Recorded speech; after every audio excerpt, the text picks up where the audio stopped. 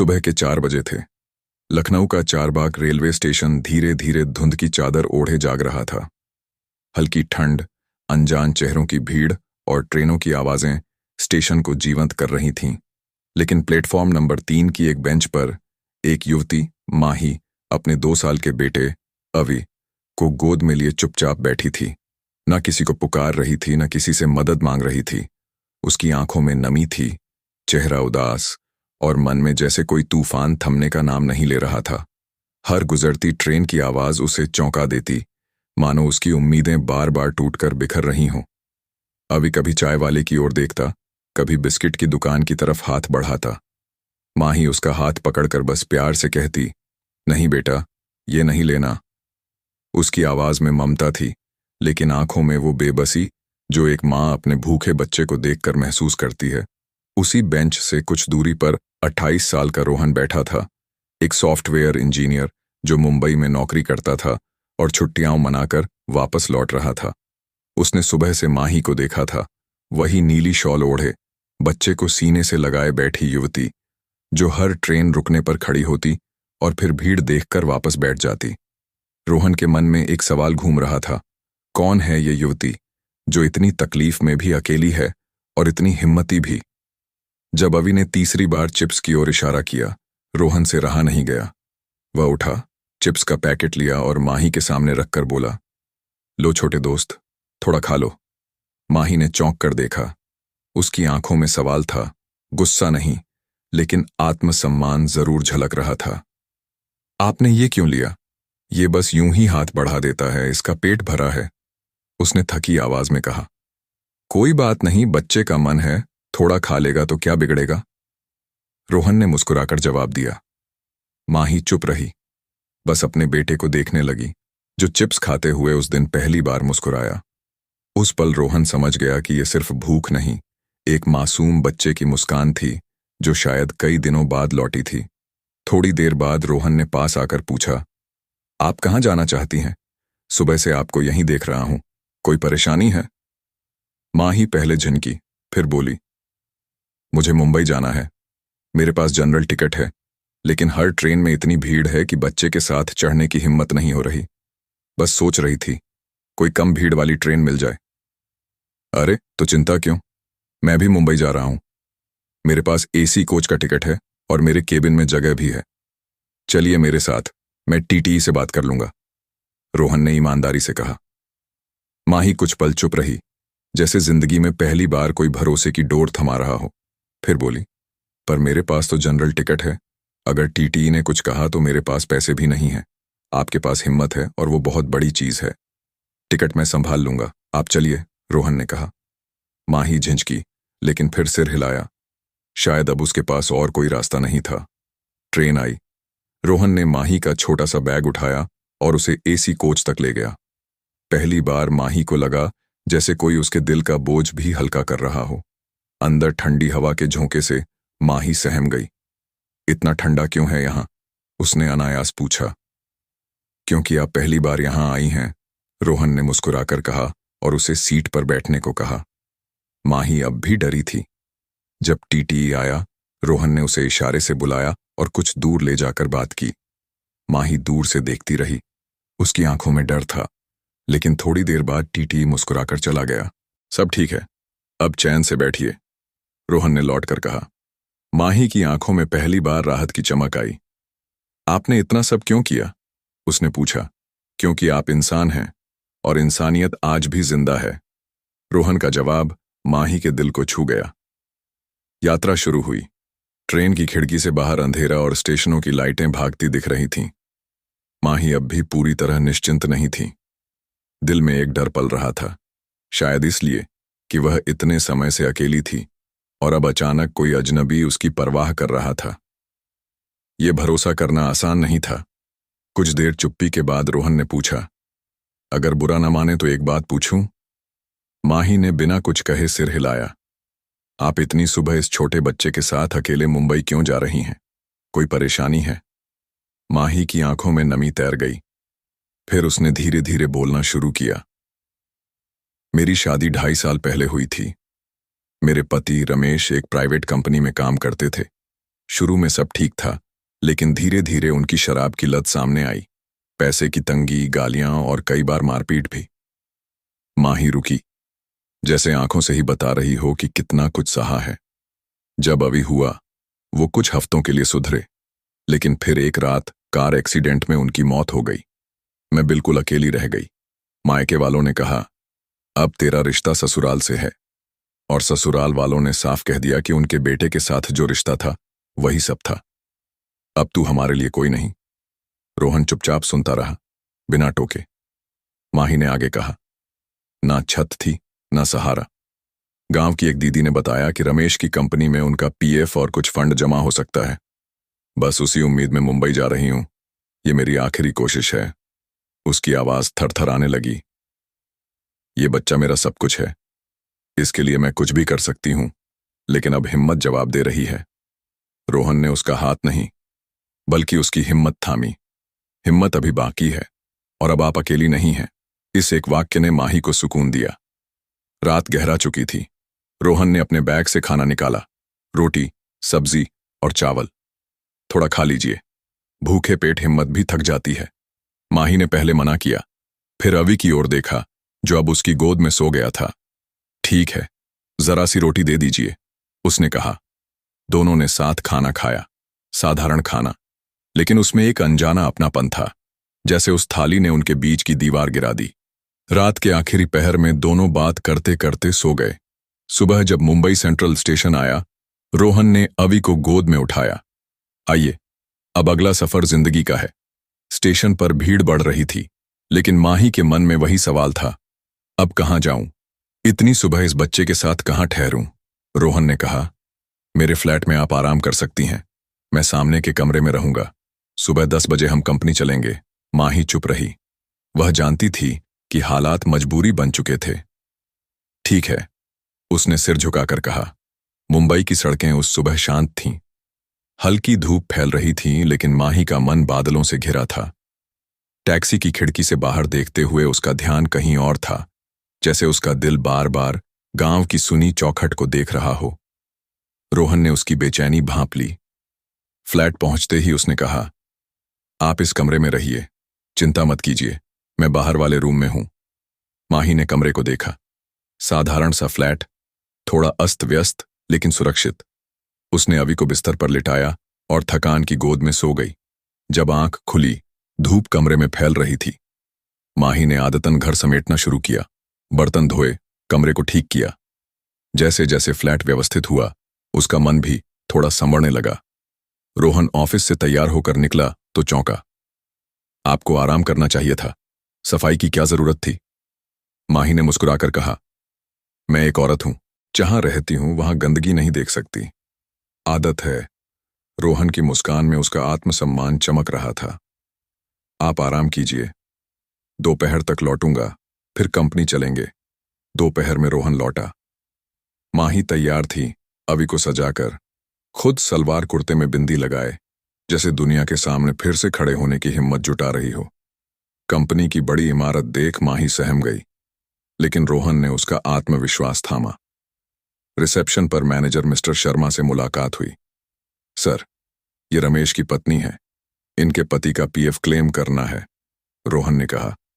Manager ने माही को ऊपर नीचे देखा, नजर में सहानुभूति कम, शक ज्यादा। देखिए मैडम, आपके पति का अकाउंट हमारे पास है, लेकिन नॉमिनी आपके ससुर हैं, क्लेम वही कर सकते हैं। माही का चेहरा लटक गया। मगर वो तो गांव में हैं, उन्होंने मुझे कभी नहीं बताया कि वो नॉमिनी है। आप नंबर दीजिए, हम कल तक पुष्टि कर देंगे, मैनेजर ने कहा। माही ने नंबर दिया, लेकिन बाहर निकलते ही उसकी बेचैनी बढ़ गई। मैनेजर की नजरों में कुछ अजीब था। उसने कहा, कोई बात नहीं, मैं हूं ना, जो होगा मिलकर देखेंगे। रोहन ने भरोसा दिलाया। उस रात माही सो नहीं सकी। सुबह फोन बजा। मिस्टर शर्मा की आवाज थी। आपका फंड आपके ससुर ने निकाल लिया। वो अगले दिन आकर सारा क्लेम ले गए। उन्होंने कहा, आपको कुछ नहीं देना। माही का शरीर कांप उठा, आंखों से आंसुओं की धार बह निकली। मेरे बेटे का भी हक नहीं समझा? मैं किसके लिए लड़ी? अब क्या बचा? वह फूट फूट कर रोने लगी। रोहन ने उसका कंधा थामा। आप अकेली नहीं हैं माही, मैं हूं। आप यहीं रहिए, मैं आपके लिए काम तलाश करूंगा। माही चुप रही, बस अवी को सीने से चिपकाए रोती रही। दिन बीतने लगे। माही रोहन के फ्लैट में रहने लगी, एक अलग कमरे में, बिना शिकायत, बिना उम्मीद। वह घर संभालती, खाना बनाती। रोहन ना एहसान जताता, ना सवाल पूछता। धीरे धीरे माही उसके लिए सिर्फ स्टेशन वाली युवती नहीं रही, वो एक मजबूत माँ थी, एक ईमानदार इंसान। अभी भी रोहन से घुल मिल गया, उसकी गोद में खेलता, दरवाजा खोलने दौड़ता। एक शाम रोहन लौटा तो माही खिड़की के पास बैठी थी, चाय का कप हाथ में, आंखें अतीत में डूबी। क्या सोच रही हैं? रोहन ने पूछा। माही मुस्कुराई, लेकिन उस मुस्कान में टूटन थी। माँ कहा करती थी, हर अंधेरा सूरज उगने से पहले सबसे काला होता है। शायद अब वो काली रात खत्म होने वाली है। रोहन चुप रहा, लेकिन उसका दिल कह रहा था, मैं उस सुबह का हिस्सा बनना चाहता हूं। कुछ दिन बाद माही ने कहा, मैं गांव लौटना चाहती हूं। यहां लोग बातें बनाने लगे हैं, मेरे चरित्र पर सवाल उठ रहे हैं। रोहन को झटका लगा। अगर लोग बातें बना रहे हैं तो क्यों ना उन्हें सच्चा जवाब दे दिया जाए। माही ने चौंक कर पूछा, क्या मतलब? रोहन ने गहरी सांस ली। मैं आपसे शादी करना चाहता हूं माही, न एहसान के लिए, न समाज को चुप कराने के लिए, क्योंकि मैं आपसे और अभी से दिल से जुड़ चुका हूं। माही के हाथ से गिलास छूटते छूटते बचा। क्या तुम जानते हो ये कितना मुश्किल फैसला है?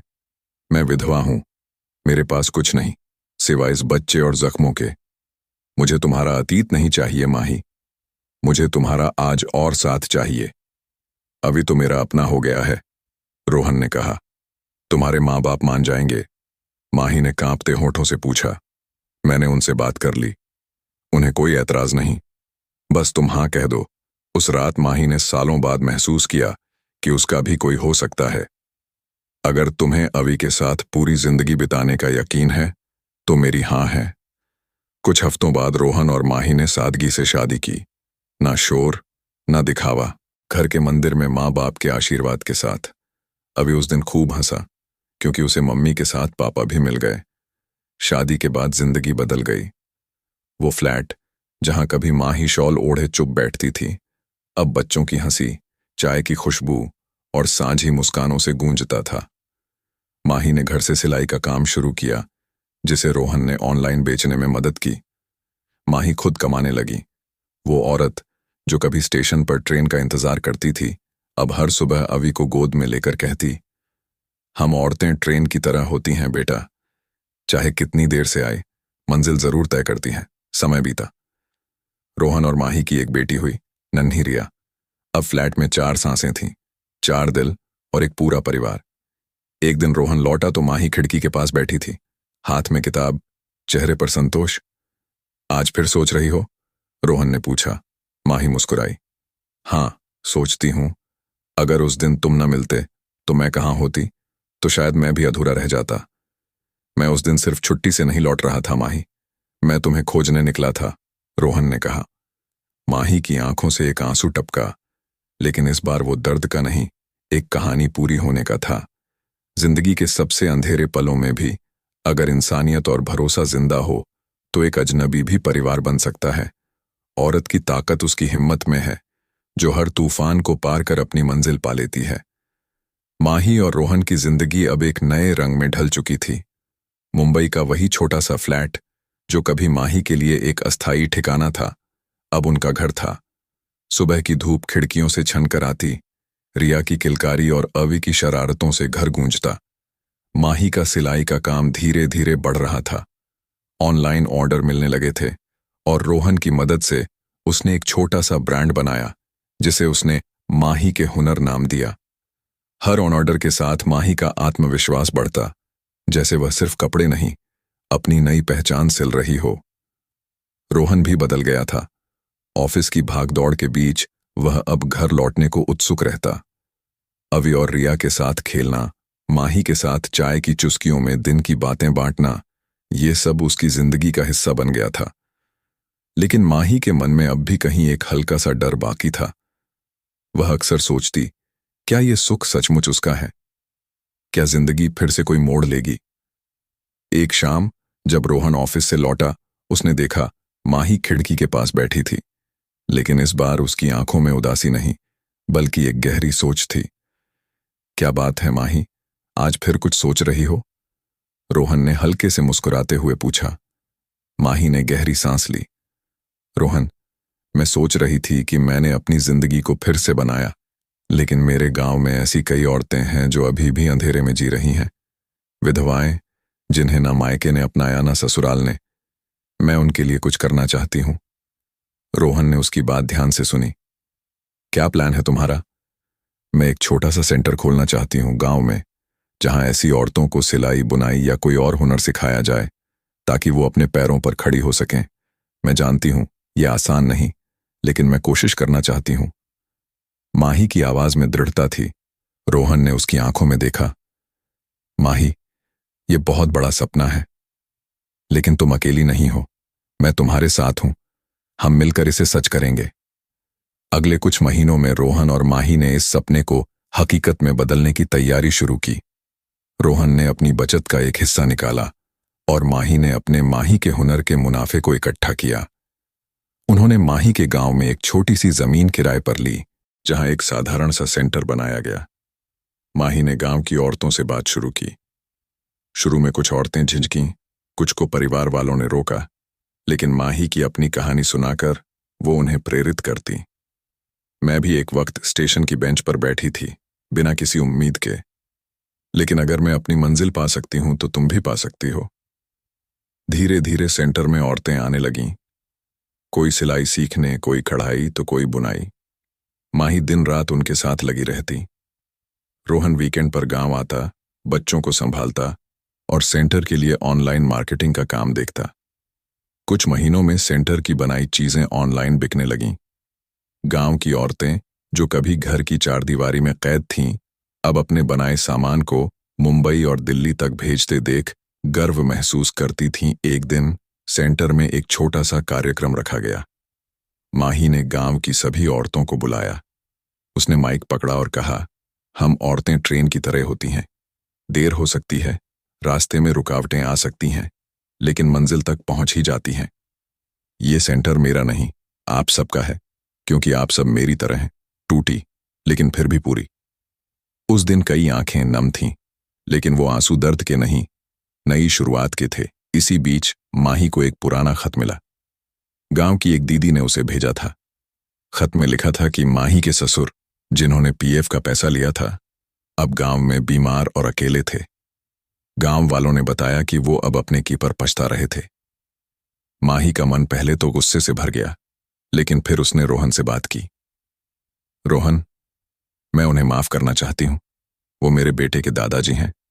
अगर मैं उनके लिए कुछ कर सकती हूं तो करना चाहती हूं। रोहन ने माही का हाथ थामा। तुम्हारा दिल बहुत बड़ा है माही। चलो, उन्हें यहां लाते हैं। कुछ दिनों बाद माही और रोहन अपने ससुर को गांव से मुंबई ले आए। वो बूढ़े और कमजोर हो चुके थे। माही ने उनकी देखभाल शुरू की, बिना कोई शिकायत, बिना कोई पुराना हिसाब। एक दिन ससुर ने कांपती आवाज में कहा, माही, मैंने तुम्हारे साथ गलत किया, मुझे माफ कर दे। माही ने मुस्कुराकर कहा, जो बीत गया उसे भूल जाइए। अब आप हमारे परिवार का हिस्सा हैं। समय बीतता गया। माही का सेंटर अब सिर्फ गांव तक सीमित नहीं रहा। उसने और 2 गांवों में छोटे सेंटर खोले।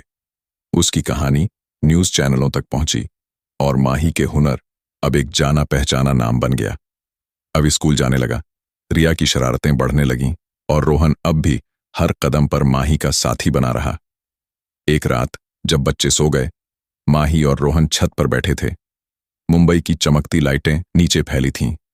माही ने कहा, रोहन, कभी सोचा था कि स्टेशन की उस बेंच से जिंदगी यहां तक आएगी? रोहन ने उसकी ओर देखा। मैंने नहीं सोचा था माही, लेकिन तुमने मुझे सिखाया कि हिम्मत और प्यार हो तो कोई भी मंजिल दूर नहीं। तो दोस्तों, आपको यह कहानी कैसी लगी कमेंट बॉक्स में जरूर बताएं। कहानी अच्छी लगी तो वीडियो को लाइक करें, चैनल को सब्सक्राइब करें, शेयर करें। पूरी कहानी देखने का आप सबका धन्यवाद।